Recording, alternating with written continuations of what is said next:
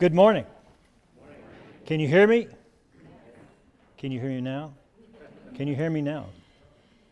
Oh, this fell down. I think it did fall down. Let's see if it works.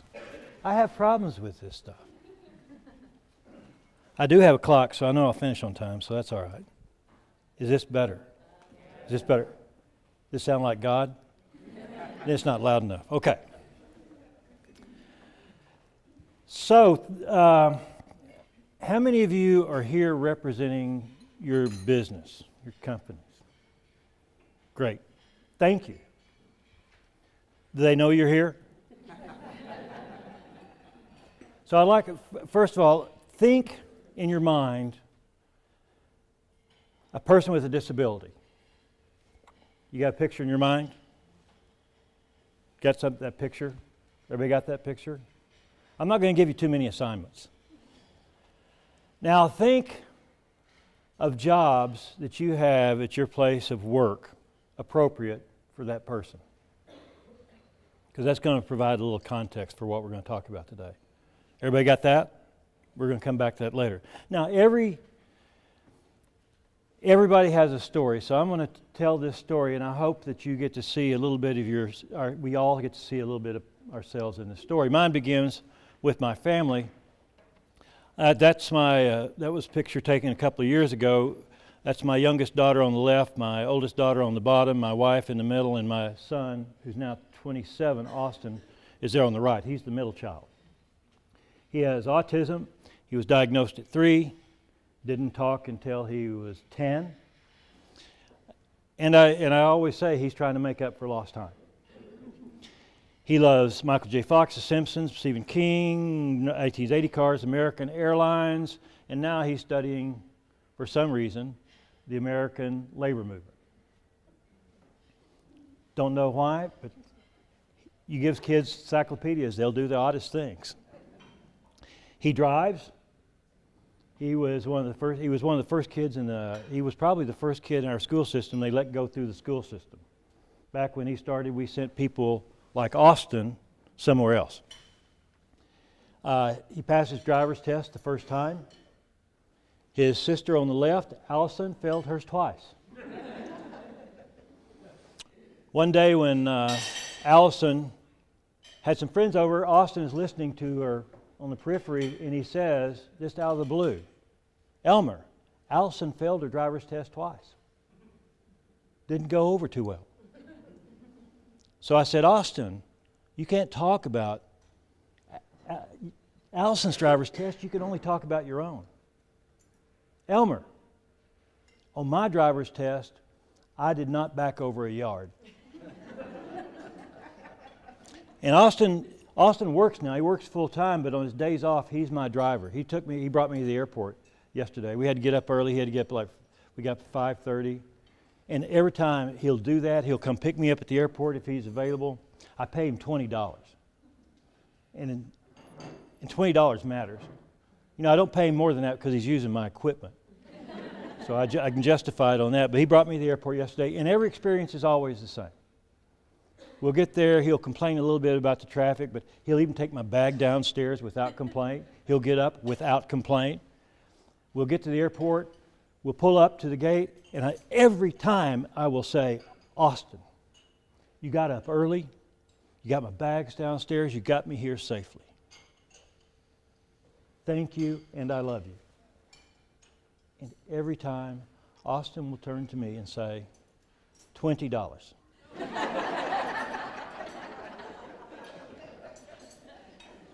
So, but despite Austin's charm and his abilities, he probably reads about the 4th grade level. He can't do long division or multiplication.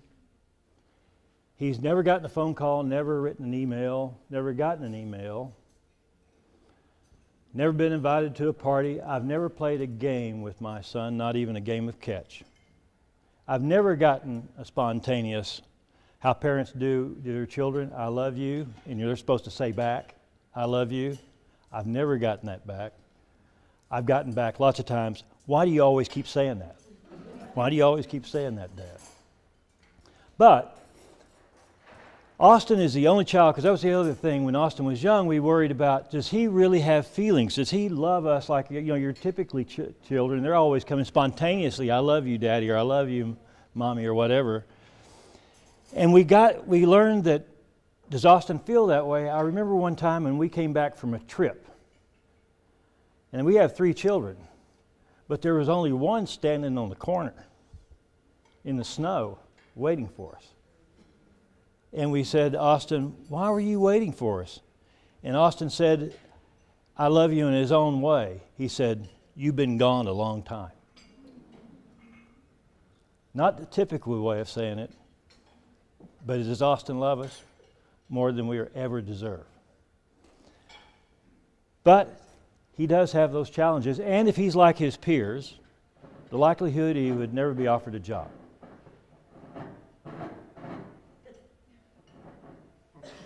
I'm being still, and I don't know why this is happening. Have you got one of these on you too?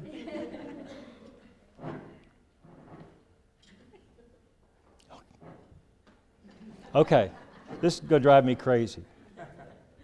I've never had this happen, except for last night. Because when it comes to getting a job, people with disabilities die 1,000 cuts. I know it. I know as a parent. I know about worrying about it, laying in bed at night, because I know if driving would be like the equivalent for other children graduating summa cum laude, a job would be like a Nobel Prize. But when it comes to getting that job, people with disabilities likely can't get even through that online application that many of us have, or all those questions that we have, or that psychological test, or that mathematics test, or that continuous employment history that we look for, or getting through that fit interview when they ask questions like, what if this, what would you do? Austin couldn't answer a question like that. He can't figure out, why would you want to know a what if it hadn't happened? He would not get through that. And the unkindest cut by most of us, that people with disabilities really can't do the job, or they can do a lesser job, or it's great if you can hire a person with a disability if you can afford it. Now that person that you're thinking of, that you thought of with a disability, was that job your job you thought of? Was it a job that had a future, or was it a make-work job? Because most of us tend to think, if you work in a grocery store, what job do you want to give people? We were going to give them bagging, or we're going to give them getting the carts. In a Walgreens store, well, they can stock the shelves, but they can't run a cash register. If we work in our distribution centers, they can do custodian, but they can't do mission-critical work this timely. That's probably the typical mindset. Not that everybody has that, but that's where we were. So what we did is, here I am confronted with this situation and realizing that there are parents out there, and oh, by the way, I knew I was on the top of the pyramid in our company, but we have 240,000 people, most of those which are hourly folks. And if I'm laying in bed staring at the ceiling, you need a battery? Not for this? This is pretty good. I'll just keep going. Okay, go ahead. Okay. Come up over here. I'll put it back in the pocket though. It was good. Okay. Okay. It was just me bad. Okay. It's not on. It's not on? You might need to put the mic closer to your mic, because when you get closer, you can hear it. When I do this? Yeah. I'll just talk like this. Okay. I usually don't have these kind of this is really not fun. All right, I'm going to hold this right here. I got 2 hands, I got 2 problems. You know why? Because you guys leave this one. Now we're better? Yeah, go ahead. Am I better now? Yeah. Okay. Did I tell you about my family yet? Okay. So here I am, I'm faced with this, and at the other hand, I'm this big exec at Walgreens in charge of a division of 10,000 people, and we're hiring 1,000 people a year. And it got to be very simple. If we can't do something about this problem, and oh, by the way, the solution is a job, and we're sitting on top of all these jobs, who can, if we can. So one of our first forays in this was to engage enclaves. Enclave is when you go out to another company that deals with people with disabilities and you contract out, but it's inside your place of operation. And they would bring in people with disabilities with their own supervision, and we would give them ancillary tasks like labeling merchandise or custodial. And it was kind of inside, it was over apart. It wasn't the online operation of our centers. And people were giving us awards. And they were saying, what a great employer, and they give us these little plaques and everything else, and what a great job we were doing. People would say, in our centers, would talk about the enclave and how great everybody was, and our Perrysburg site down near Toledo. When they closed down the Ohio Turnpike, I remember our general manager called me up and says, look, they closed the turnpike. One of our folks from the enclave called, and they said they're going to walk into work. If I could have everybody else like that, what a fantastic... I'd hear all these great heroic stories. And I was down in our Dallas center, and they had an enclave. And I was talking to this woman, and she was telling me how great that enclave is. And says, we've given them team member T-shirts and team member badges, like that yellow badge I had. And it's working out great. And she showed me a picture. And she's in the picture, and these are some of the members of the enclave. And I'm looking at, I don't know this woman from Adam. And she obviously sees the confusion on my face, so she says, oh, but I'm not one of them. I'm their sponsor. There you had it. Us, them. They weren't doing mission critical work, they weren't earning the same pay, and they weren't us. And that was a real eye-opener. And I remember thinking, we've got to do better than this. So what we did, we said, we have all these people in our building, and we think, they show up, they've done all. Why don't we try some people out, actually hire them, and put them on the line? So we hired this young man named Chuck. Chuck was working in an enclave, probably being paid piece rate or something. We don't know what he was being paid. Has a degree in accounting and drives. And he was working in an enclave. We put him on a line, making start wage $15 an hour. We know Chuck is on the spectrum. He's the high end of the spectrum.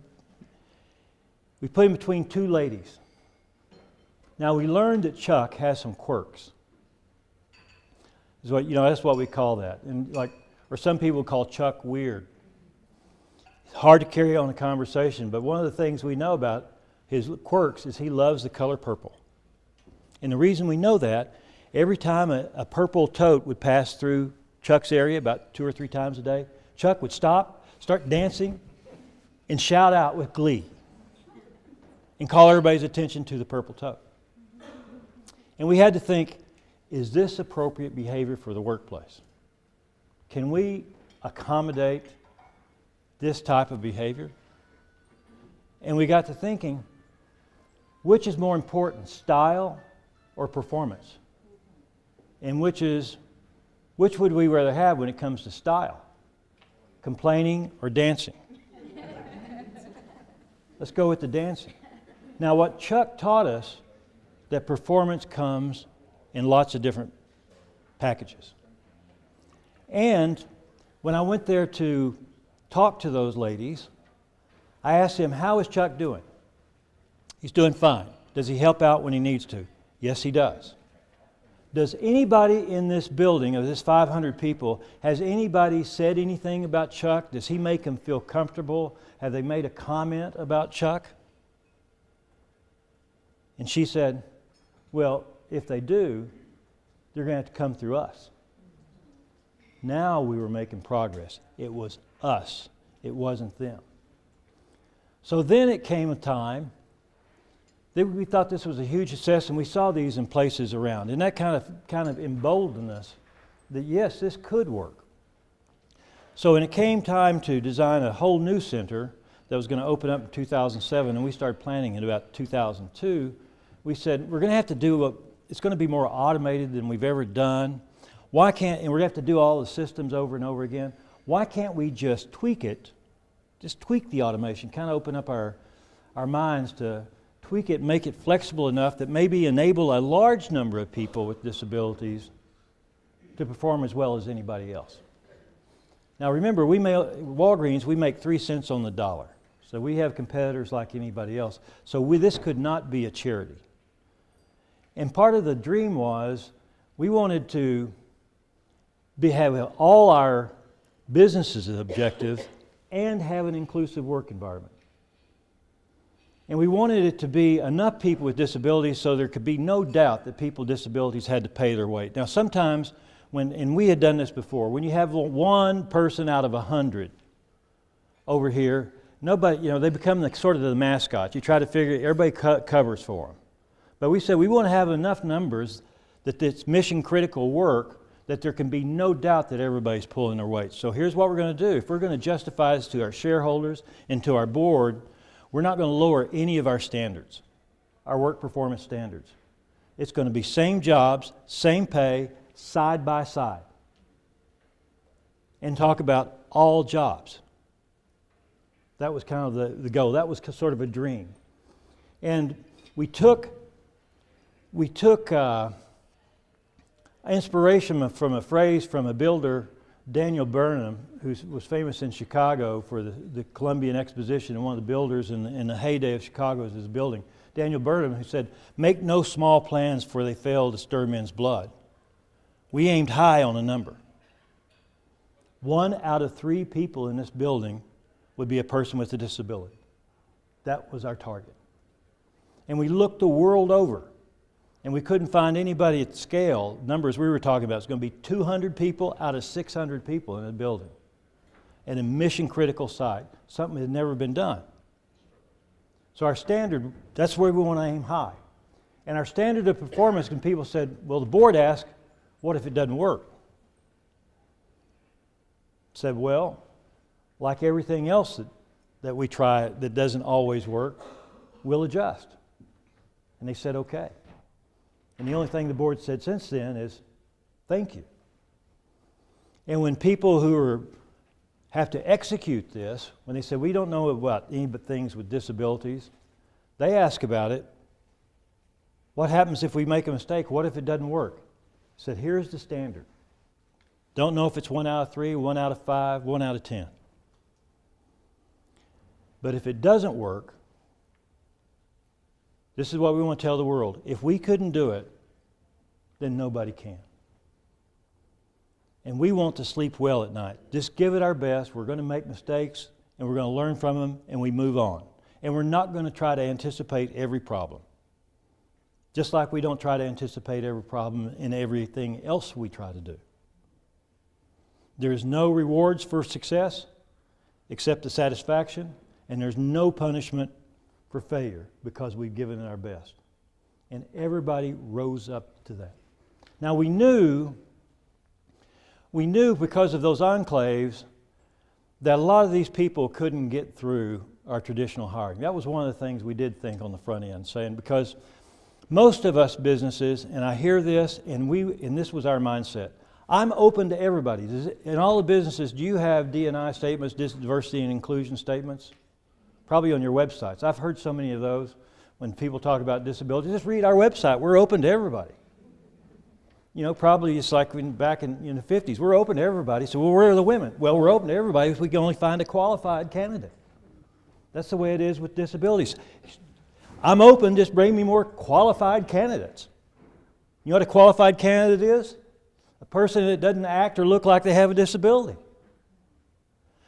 So we had this traditional, now this is the one thing we've learned about our hiring process. This doesn't apply to any of the other businesses in the room. This is our issue. We have this wonderful screening process to go out there and find great employees. When we put an application up, 75 to 100 people apply. I would say 99% of those are people without disabilities. And we have this process to get them in the door. And we test things like continuous work history, experience, those things. We ask questions. Give me an example of teamwork, what if, all those kind of things. Now, that's to help predict what kind of employee, because we're trying to get a good employee on the other side.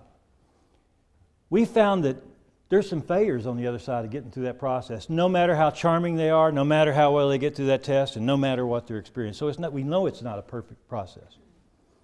And we know it, and I knew if my son went through that process and they said, give me an example of teamwork, he couldn't do that. But if you ask him, they don't answer, and we don't ask the questions that we should ask somebody like Austin.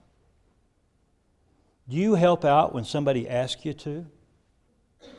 Have you ever gotten mad at your boss? When somebody hurts your feelings, Austin, do you ever hold a grudge? Do you hold any resentments? Those are questions we never ask. Have you ever judged anybody? Have you ever treated anybody different because of their race, their gender, their religion, their sexual preference, their politics, their money, their status? We don't ask those questions. Austin, will you be here every day? Or Austin, have you ever taken a sick day when you didn't feel like coming in because something else to do? Or Austin, will you be here the day after the Super Bowl when all that flu goes through this country? Austin, will you be here the first day of deer season? We don't ask those questions.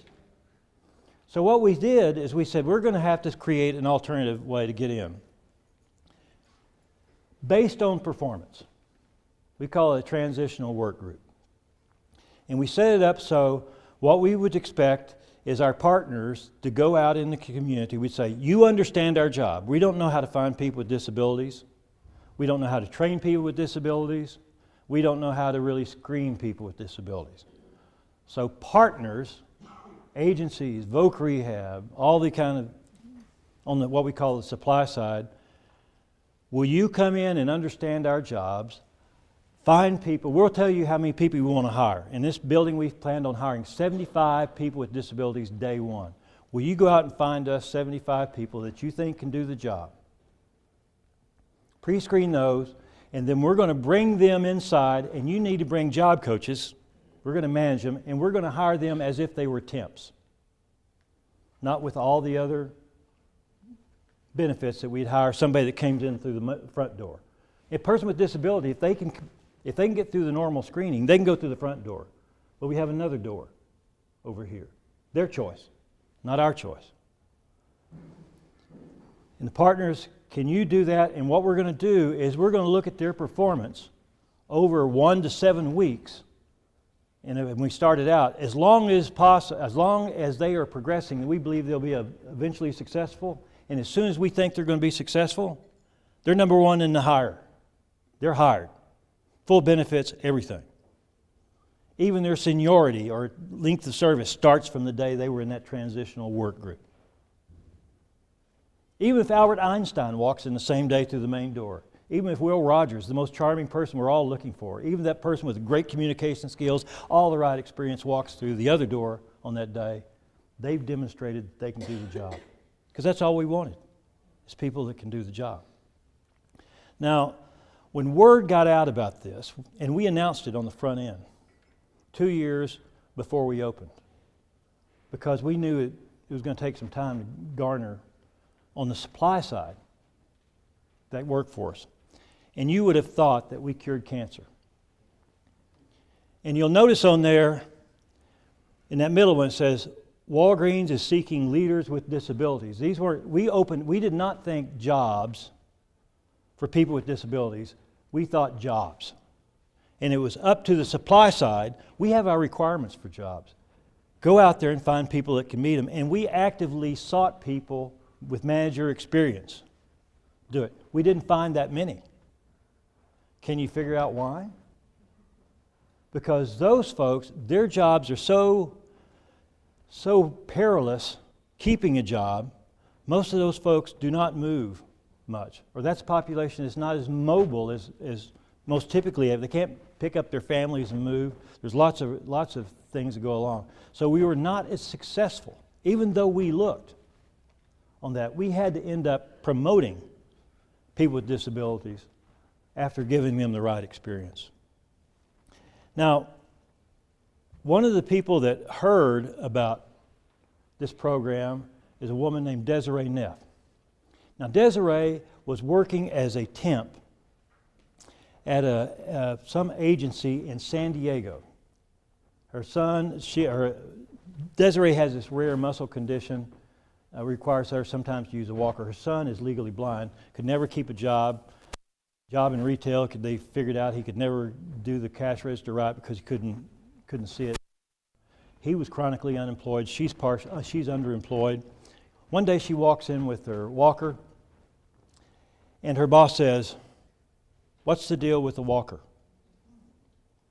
Desiree says, "Sometimes I need it." "Great. Come back when you don't." Desiree packed up her family, moved across the country a year before we opened to establish residency, to be in line. She was one of our first employees of that 75. She's been there 10 years. Is now manager in that building. We would have never hired Desiree had we not been specifically looking and with intent to hire people with disabilities.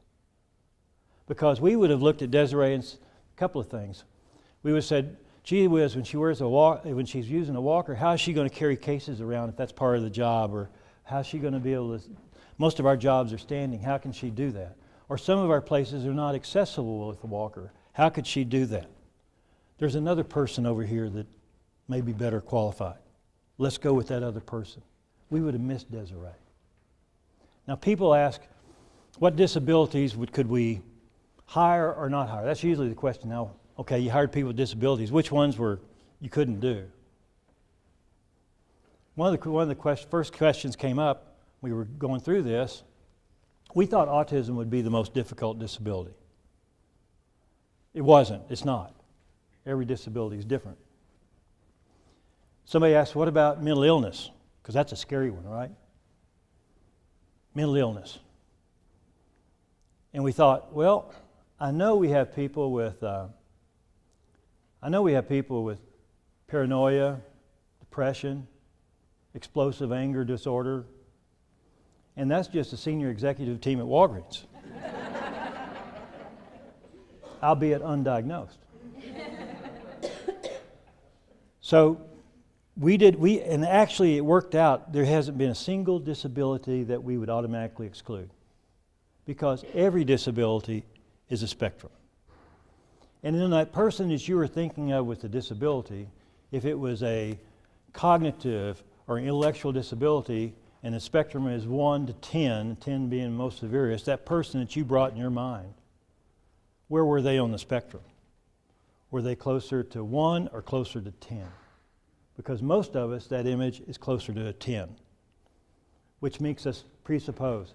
I was talking to a vice president of a company and about this, and the general managers of operations wanted to do this, but it wouldn't work without the vice president's support. And so we had a phone conversation, and he started off the bat with this comment. Well, a lot of our positions are customer facing, so we cannot use a lot of people with disabilities. Now, I understand that comment, but what was his mental image of a person with a disability to come up with that? Because not everybody fits that image. And that's one thing we learned through this process. We all have these paradigms that are often false.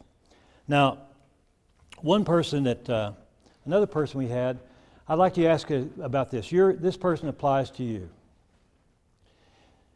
She went to undergraduate, made 1B. She had all A's but 1B. She went to Clemson, got her master's degree, all A's, summa cum laude. She sent out 300 resumes, and she's going to interview with you. Now, I have to tell you one thing about her, that her name is Angie. She has cerebral palsy. You're going to see her later in the film, and she speaks with some difficulty. She's ambulatory. She can walk, but She walks in sort of an odd way, and holding a pencil, she can't write as fast as I can with a pen. Or maybe she can, but it's not, it's neat, that penmanship. It's not near as good. And she can't walk that quickly, but she can walk what she calls now her sexy walk, because it's unique. She can say that. We can't say that.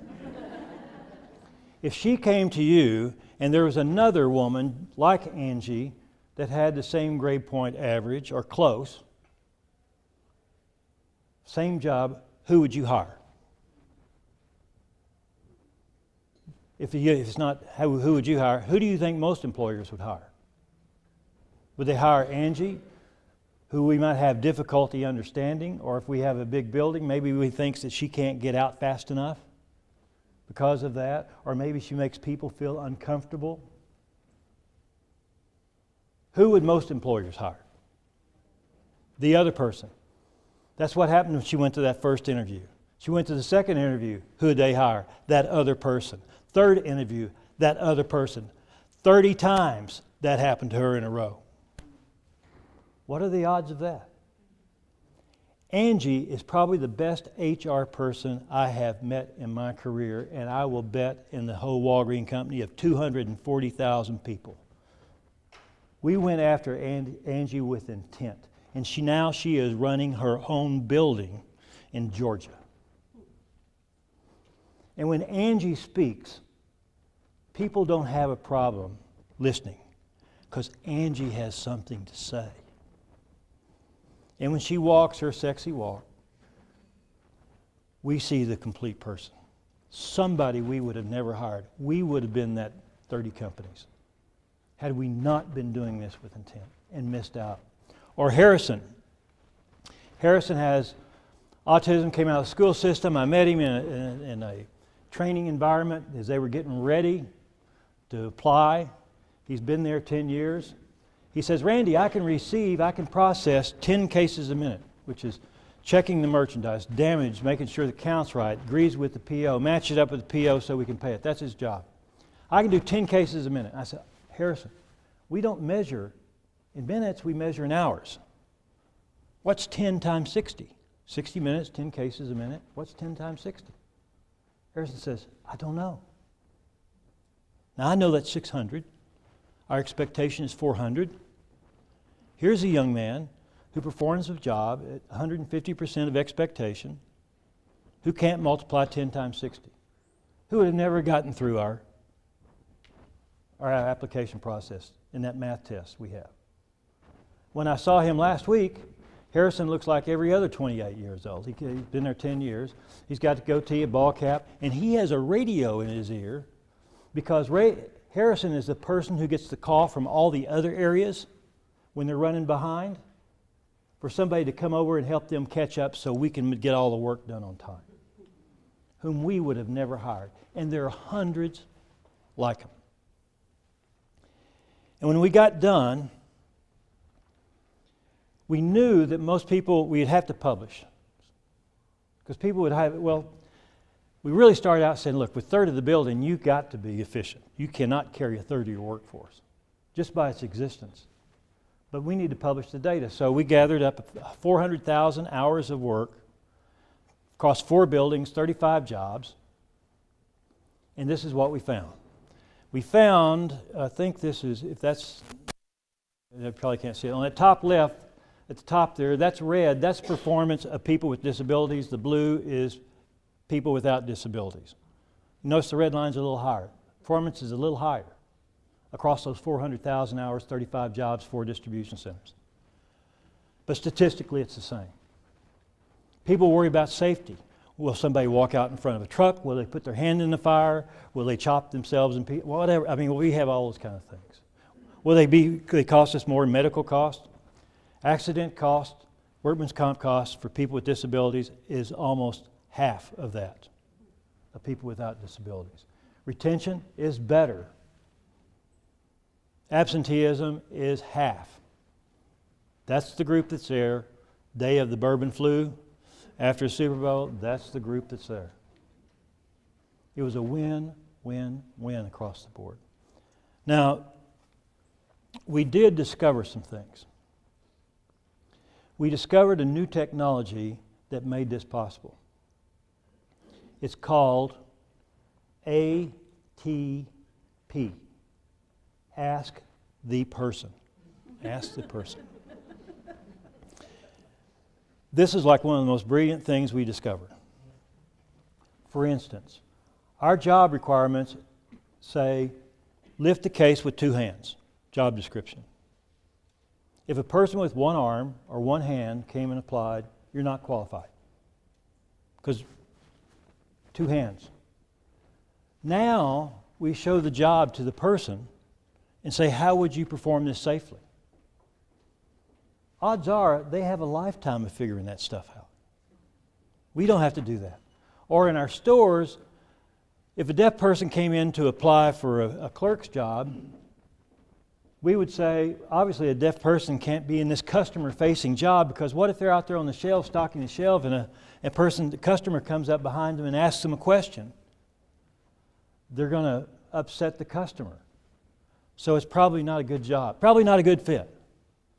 Now we ask the deaf person, what would you do if a customer came up behind you? How would they get your attention? And they tell us. My favorite story is in our distribution centers about lift trucks. Do you have lift trucks in your operation? They're fast, they're quiet, they're big, and they're dangerous around pedestrians, sort of like Priuses in the shopping mall, without the smugness. So the procedure is, in every industrial site, is you have to honk your horn in intersections. When you get on the forklift, first thing in the morning is you test your horn. How can a deaf person operate a forklift safely? Ask the person. Ask the first person, how would you test your horn? Well, what I would do is I would put my hand on the cowling and tap the horn. I would feel it. Makes sense. Ask the next person, deaf person, how would you test your horn? What I would do is I would pull up behind a group of people who are just talking. Ask the person. We have over 75 forklift drivers. Their accident rate is half that of people who can hear. Our engineers thought one time we ought to give everybody earplugs. People we would have never hired or never thought about. And what excites us the most about this is the impact it's had on management and culture. From the very beginning of this building, when we opened, there was a sense of purpose, place, engagement like we had never seen. When you open up with a new building, new technology, things break. We notice among the typically able population, what happens is people start chatting or walking off until it starts back up again. With the disabled population, what we noticed, they typically picked up a rag and started cleaning the equipment. And when we brought new people, we always assign them mentors. There was a disproportionate amount of people with disabilities who became mentors because they had to learn the job so thoroughly. They were the best teachers. And when you talk to managers, and we have these tours, because one of the things we did is we opened up, and I hope you would come as a group from Southeast Michigan to go visit Connecticut, same thing. We let them come through the D.C. We call it the Yes Virginia, there's a Santa Claus tour. Because what you would hope, what you could dream of about hiring people with disabilities is a reality there. First of all, you go through the building and everybody's first impression, okay, now where are all the people with disabilities? Because all I see is people working. And we go, yeah, 43% in this building now have a disability. You're surrounded by it. Now, if you talk to somebody or watch them the way they move, you might notice it, but first impressions, it's just a bunch of people working. But what really opens people's up is when they talk to frontline management. And we have a room at the end, and they sit down with frontline management and ask the questions that you might be uncomfortable asking somewhere else. As Donald Trump would say, the political correctness. There's no political correctness in this room. Or what goes on in Vegas stays in Vegas. So ask that question. How do you terminate a person with a disability? What's a bad day like here? Does this really work? What's the best thing about this? And you will hear managers say, it's always about numbers and performance. We didn't give up on any of our business objective, but my number one job in this building is to make everybody around me successful. And that's the attitude throughout this building. We don't have a problem in this building when we ask for overtime, because everybody is in this together. And when I leave here, we have this sign that says, thank you for making a difference today. And I've heard a manager say that. I see that every day. And I think about the people who are counting on me and who have made a difference in my life. Did I give them everything today that I have to give that they give me every day? Wow, when you got team members and management aligned toward objective and mission, and everybody's trying to make each other successful, that's like lightning in a bottle. That's what we found. So I'm going to show you a quick film. We had a filmmaker who's now in Hollywood come down and film. He wanted to make a movie of this, and he talked to managers, and he ended up making about a 3-minute film, and it's the managers talking about this building. And I want you to, as you listen to this, how would you like to work in a place like this, or be a manager or a leader in a place like this, or be an employee, okay? So that's what we're going to do here. I think this will work. Can you hear it? Can you hear it in the back?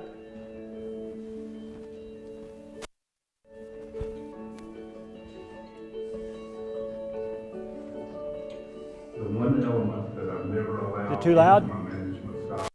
Too loud? Facility that I've ever been into, and that's managing with love, managing with care, managing with a heart. That's the big change here. It's all about the people. That's Angie. A manager to be successful in our building, we have to focus on the individual. That's Harrison. Everybody has a different thing better. And it's up to me to defend it with a new better. Takes a lot of creativity and to come in with no fear. I'm allowed to be creative with the team members. That's not a hard line stance to where either you get it or you don't get it. It's an opportunity to see what the issue is and work with that team member. But the relationship that you make with an individual, whether they have a disability or not, makes or breaks that person's career. We are very focused in this building on making folks successful.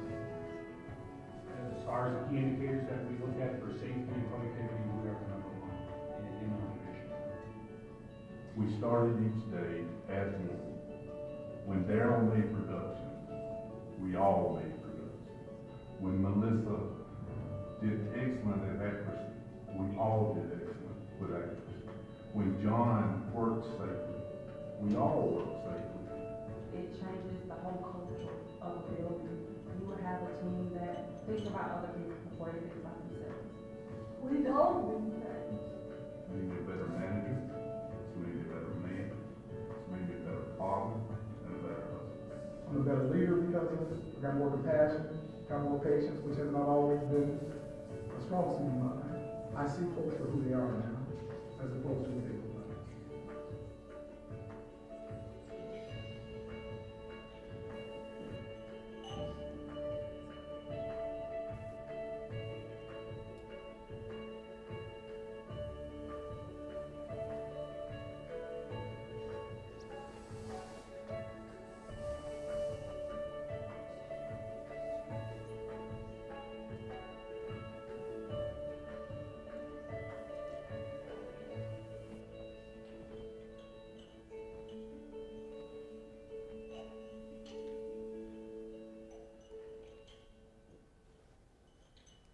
So how'd you like to work at a place like that? Would that describe, I haven't been in a place like that before. So go down and see it because it is real. Come along for the Yes Virginia There Is a Santa Claus tour. Now how did it work out? That's about, there's a little bit more than this number of people with disabilities working in that building today. And we opened up a second building 2 years later in Connecticut, near Hartford. Almost 50% of that building is people with disabilities. And then we realized it was not about this automation. It wasn't about the thing people talk about, universal design and all those things. It was really the decision to kind of just open up our eyes. Not to lower the bar, but just open the door a little wider. That was all it really took. And all the other centers saw this culture and saw this high performance culture we had there, and they said, we can do this too. And every center did this, and that's how we got to the 1,000 within 4 years, 10% of the workforce. And we threw open the doors to even our competitors. Oh, by the way, this is what that number looks like today. That's in the Walgreens distribution centers. And then the stores have gotten involved, and they said 5 years ago, as objective across all the Walgreens stores, we want 1 out of 10 people, entry-level positions, to be people with disabilities. And that's taken a lot longer than we did in DCs because stores are built differently and really depend on the champions we have out there in the stores. But the other companies that came in, like we said, Mitch said P&G, they want to roll this out in all their plants in the Americas. Meyer is doing this one. And one of the things, I never envisioned this helping my son because I don't live near a Walgreens distribution center. The closest one is 150 miles away. But one of the companies, Meyer, Rick Keys is now the president of Meyer, he learned about it. He decided to launch this, and they opened up a center in Wisconsin, on the Wisconsin border, and Rick called me up and we said, we'd like your son Austin to be one of our first employees. So my son works 4 10s on the second shift, the shifts that people don't like, the one that works on Wednesday, Thursday, Friday, and Saturday night. Second shift in the refrigerated portion. But he gets to drive a forklift and pick orders. Doesn't like picking the orders. He loves driving the truck. And he's been there over 2 years now. Good begets good. Never would have guessed. Meyer is doing this across the board. Lowe's has about 600 people in their centers. Marks and Spencer in the UK is exactly the same as Walgreens model. ICA, largest in Sweden, is doing this. Up on the upper right, Natura in Brazil. There's enough examples that we know it works. It needs to be a bigger club. Now, people will ask me why I did this. Because that's the first thing. Why did you ever do this? And you did this to help your son. If this had been about my son, I would have never had the courage to do this. It was thinking about all those other parents I saw in those IEPs. Does everybody know what an IEP is? I got to go to 18 times 2. I think I went to 36 of those. Every experience is the same. You get there, there's some parents in there, or and there were teachers going through the challenges and the successes and so forth, the tears, the laughter, the hope, the despair. We'd go in there and there'd always, disabilities plays no favorites. And I thought about all those folks in their stores who lay in their beds at night, staring at the ceiling, wondering what's going to happen after I'm gone. Do they share the same wish that I do, just to live one day longer? Because they're going to be thrown out to compete at age 21 in Michigan at age 26 to compete with a whole group of other people who are much better prepared and who we employers tend to look at as, why do I take a chance on an Angie or a Harrison or a Desiree when I've got my 75 to 100 people to apply over here? Who would make a difference in their lives? That's what gave me the courage to do it. Austin was a gift to me. It's what we call parents. If you have a child with a disability, we all say it's $1 million experience because we come out so much better. But also it's $1 million experience we might not take $1 million to repeat because of all the worries and challenges. But no doubt, Austin showed me a grand possibility. And I got to see past his disability, to see a complete and worthy full person. Not a half person, not a mascot, but a fully unique person who does stand on the corner to say I love you by his very presence. and the possibility and what Austin achieved that I would have never have dreamed. That's what Austin's gift. But at the same time, that's why we did that. There are hundreds of people waiting for us. And all this takes is a decision to do it. Now, I'm going to talk after this on two things. If a company says, people that want to do this, they don't care about doing this, ask me why I did it. People who want to do it ask me how to do it. So we're going to talk about how to do it. And then we're going to talk about how do you get people interested in do this, because some of us inside the company are advocates. If we're in HR, we can't make this happen in HR. Somebody's got to make that hiring decision. Operations can always trump whatever we try to do in HR. Because an operator says, you want results or you want to hire people with disabilities? Your call. We said yes. I was from the operations side. So is in legal, in all those other, if you can't, you may be able to stop it, but if I'm in HR, I can't make it happen. It depends on getting somebody in operations to do it. We're going to talk about that. Or if we're in the supply side, how do we engage the community, engage employees? That's what we're going to talk about. I'm going to finish one story. Where did we take our inspiration from? We knew we had to have a big dream. To get everybody's creativity and commitment to this, they had to see it as something bigger than themselves. And we shared a story. There's a poet, Seamus Heaney, who just died recently, who wrote a play about the Trojan War. And in it there's this character named Philoctetes who has this magic bow that they need to defeat Troy. But Philoctetes has been disfigured in a previous battle, and you know how the gods punish you. There's some reason these things happen. So he was isolated on this island and deserted by his friends. But Greece finds itself in this war, and they remember Philoctetes has this magic bow that they need and they believe they need him. So they row out to the island and they restore him. And he goes with them. Troy is ultimately defeated.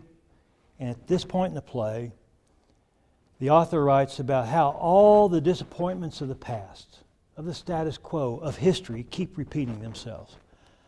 But then occasionally something comes along that changes that. Hope, an act of hope, can change, reverse that in an instant.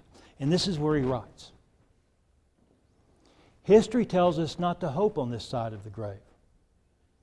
But then once in a lifetime, a longed-for tidal wave of justice can rise up, and hope and history rhyme. So hope for a great sea change. Believe that a further shore is reachable from here. Believe in miracles and cures and healing wells. And like Philoctetes in that story, these, our children, our neighbors, our fellow citizens in our community, are living on the edges await us. They await us to recognize their gifts. They await us to harness and utilize their abilities.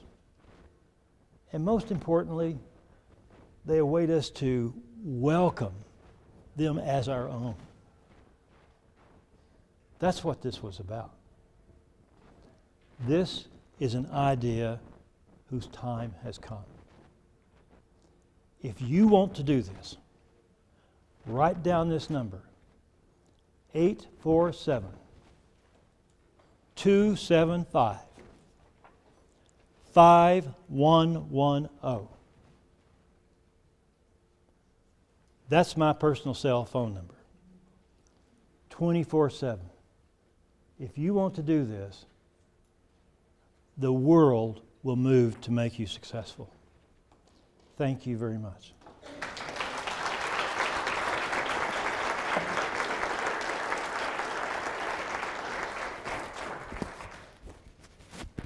Now I'm We done. wanted to give everybody just a chance to ask any questions at this point, if any of you have any questions for Randy. If not, then we'll go ahead and take our 10-minute break until we'll have Randy come back up and talk about that how-to presentation. So are there any questions right now? Yes. So you mentioned that you want to get more individuals with disabilities into retail stores. Yep. And it seems like you had a lot of benefits from Yep. distribution centers. How are you finding partners for the retail stores? What kind of support and resources are you doing to help them, find the talent, to interview, to select an individual disability? Did everybody hear the question? How do we do this in our stores? We had so much partner support in our distribution centers. What do we do in our stores? The program's a little different in the stores. It's the following. We call it the READY program. You can go online and do Walgreens READY, R-E-D-I, Retail Employment Disability Initiative. It's built around a training program. So let's say in this area we would come in and look for, or a manager would self-identify to be the training store. And they would put out, we would like the training be conducted this date. And all the agencies can apply for that.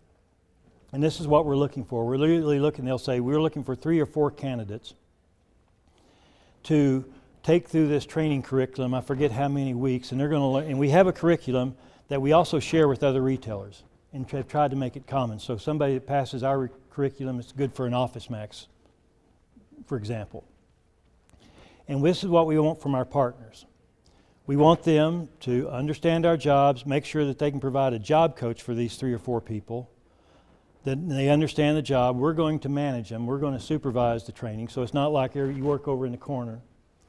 And if people are successful going all the way through that, they no longer have to go through all the other kind of typical screenings, and they're automatically qualified, and we can hire them. The purpose of the training store is, if there's a job in that training store, we want them to be we'll hire them. If we don't have a place for them that we have in our 5 set of stores that we're in a group, that we place them there. And if we can't place them there in our set of 30 stores, and if we can't place them there, let's help them get a job with some other employer. So it's sort of like, there's no guarantee of a job in that one. In our case, we didn't bring them in unless we were planning to hire them. So it's a little different. Now, are people, and it depends on the store manager because you have to volunteer. We don't want people, you cannot assign champions. It's a volunteer position. Leaders, they volunteer.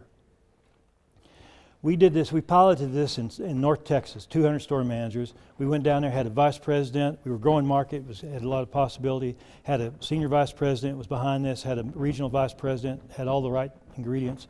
We told 200 store managers who would volunteer for this pilot to be one of those training stores. We hoped for 10. 30 stood up on the spot. And then when South Texas heard about it, they said, what's so special about North Texas? Those Texans are like crazy. They started their own program.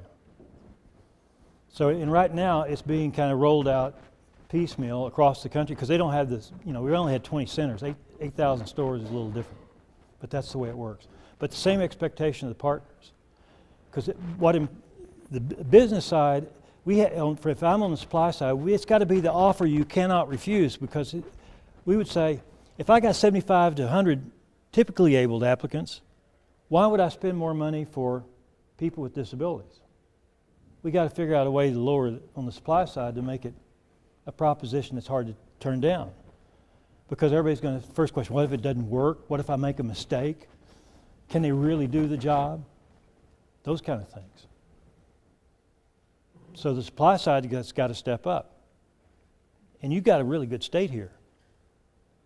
If you're in Illinois, I would a lot rather be trying to do this in Michigan than I would Illinois right now, because we don't have any money. Or we have different priorities for the money we got, which is what happens. Was that helpful? I'm looking for feedback. Where's Dick? Any other question? Yeah. Yes, sir. What kind of resistance did you get from legal, and what did you do? Okay, that's an excellent question. Okay, I have to tell you this context for this. What was the resistance we got from legal? I was on a panel with Lowe's and Clark Shoes. They were both doing this, and I was the third one. I remember the Lowe's vice president was right in the middle. They said, what was your biggest fear? Lowe's guy said that legal or HR would find out. Okay. And that was so true of that. This is what our legal said, because we said we're going to have this separate plan for people with disabilities. And a lot of people say, well, isn't that discriminatory? Well, yeah, and this is what legal said. Yeah, it discriminates against people without disabilities. That's what it discriminates against. And every other protected group we have, every other minority or gender, whatever those things, they're all included. Disabilities is the only group of those that's all inclusive. So yes, you can have a separate pipeline, legal-wise. On the deaf lift driver, they had no opinion on that because I was responsible as the operator. This was my responsibility. I was responsible for results. And HR had only one question when I proposed it to him. Told him I didn't propose it to him. Is this okay? I said, this is what I want to do. Their question was, which is the only legitimate question, I think, if I'm on the human resources side. And you know what that question is? How can I help? Because and a lot of companies don't have that, but in our company, that's how can I help? And they said, can we help you with the training? We got all these training people. If you need more training, if you need help about doing it, they jumped on it. This is their success. It would be my failure, can be their success, and that's the way it worked. And that's the way legal was too. And I know that's not always true, because when we're in those fields, I get into legal because I'm for justice. I get into HR because I do believe in human resources, and that's the foundation. We serve people. But when I say get in that job, it becomes about risk. And that's just part of the thing we get through. And we've got to help each other in that. But that was a very good question. Anybody else? Yes, sir. Another question with the job coaches. You said when they're coming in to train for the job, how does that work with transportation with the job coaches coming to train with the future employer? For the job coaches getting there? And the employer. Let's go. The job coaches, we assume that they would have transportation. And that has worked out to be that way. We changed the bus line. The city worked. We worked with the city, but the city modified the bus line to go by the distribution center, and we built our only consolation that we built kind of a cover so that people wouldn't have to stand in the rain. And that worked. Some of the job coaches still drive people to work, believe it or not, even after they're full-time employees. Now, guess what? I said, who pays for that? Well, the employee does, because they're making enough money to pay for that. And when I was there the last time, and we only had 10 people get on the bus, and I know what, we got 250 people with disabilities, and only like 10 people are getting on the bus after the shift. I asked Angie, why aren't more people riding the bus? I said, well, they prefer to get here another way. I said, really? And she says, when you pay people a living wage, they can figure out how to get to work. So that was, and this was a starting wage. All these folks are probably making $15,000, $30,000, $35,000 a year. So they can pay that. Or they can pay the job coach to get them there. But the system has enough money to do this. We need to redirect our state resource. But oh, by the way, the cost of not doing this to society is a bunch of money. We had a woman say last night, just in transfer payments from the government, it's $18,000 a year not to work.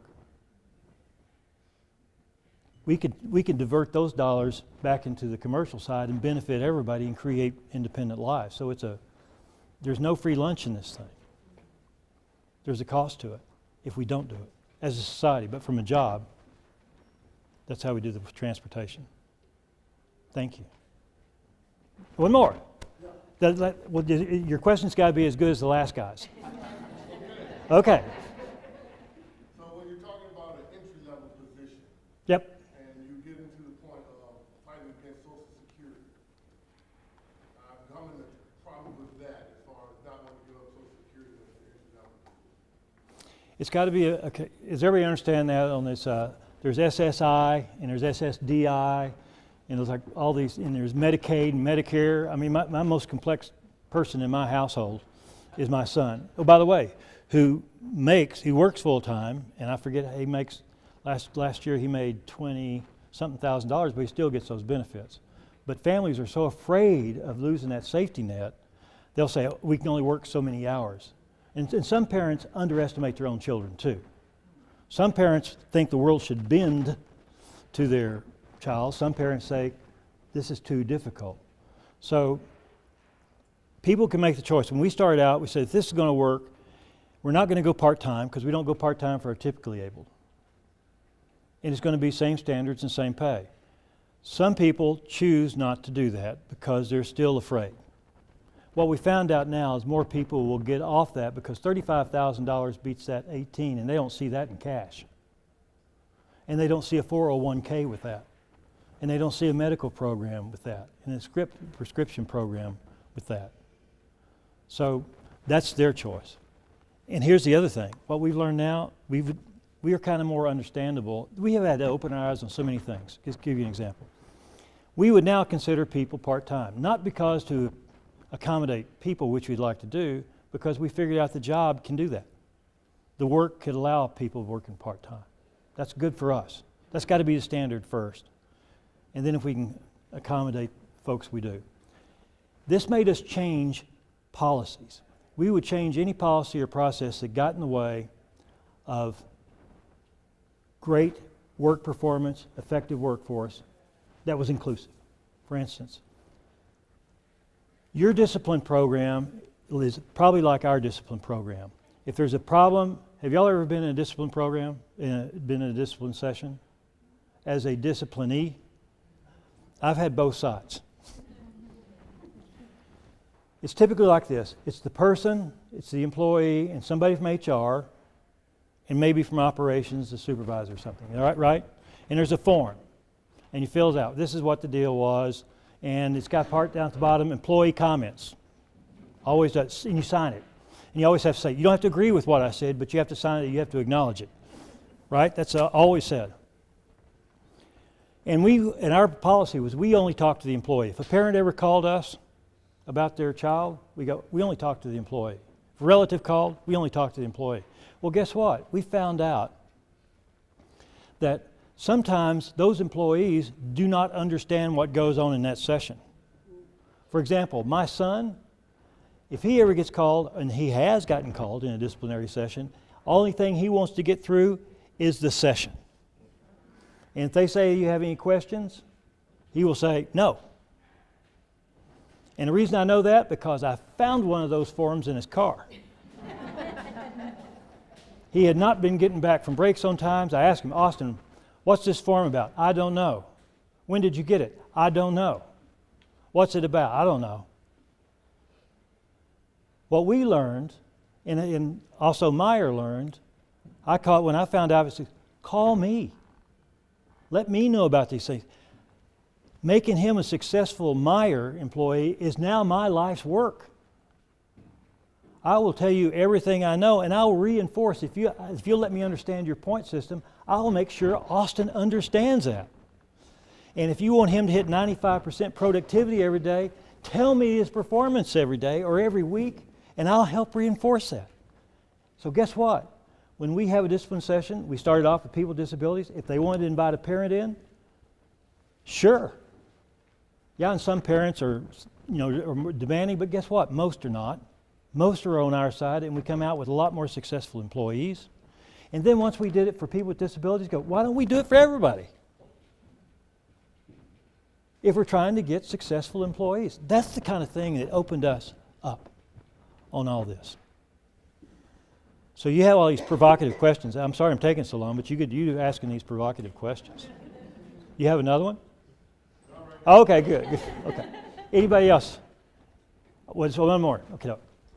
How relevant is it for the organization if they do not have, for example, a diversity and inclusion department when it comes to implementing a disabilities program within their organization?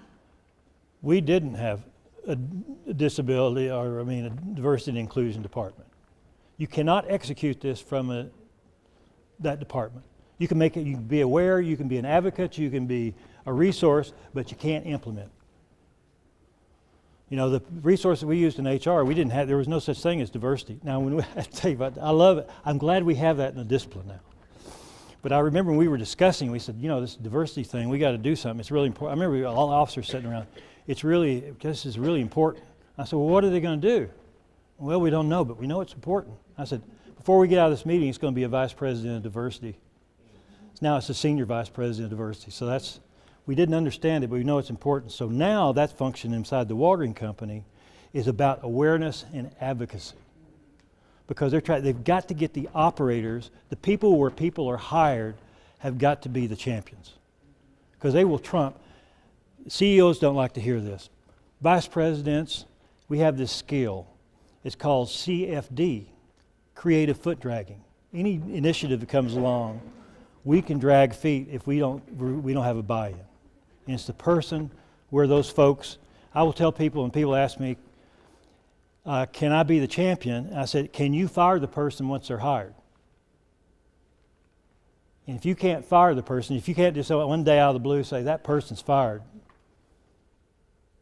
you can't be the champion because they're not working for you directly. You got to be in the direct line, and that's where they work. So do I think diversity is important? Yes, but more as setting the field and helping awareness and doing that exposing. But then somebody's got to act, and you've got to definitely have buy-in with operations. Does that help? And we have a great diversity and inclusion department at Walgreens. We really do. And they are very helpful.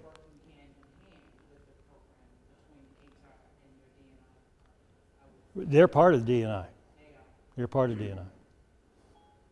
And they spread the word. That's what that's my sense. Making us awareness, the training, and all that kind of stuff.